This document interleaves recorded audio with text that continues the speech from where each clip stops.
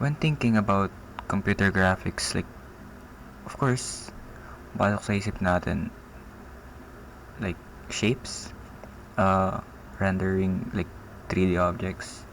I mean, yung mga komplikadong bagay. Di ba natin naisip yung mga simple, no? Like, triangle. Isa to sa, like, goat natin. Like, literal.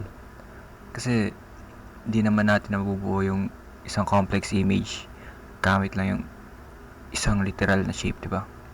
Well, think of like triangle, like Lego bricks.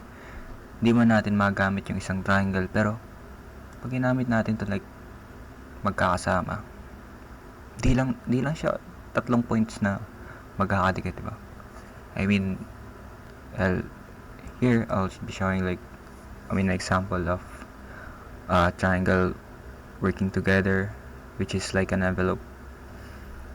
And also, how a simple triangle can also be used para makagawa ng shape like rectangle and so on. Like, imbis na gumamit ako ng isang rectangle and then triangle, gumamit ako ng 5 rectangle na, of course, makabuild ng isang envelope.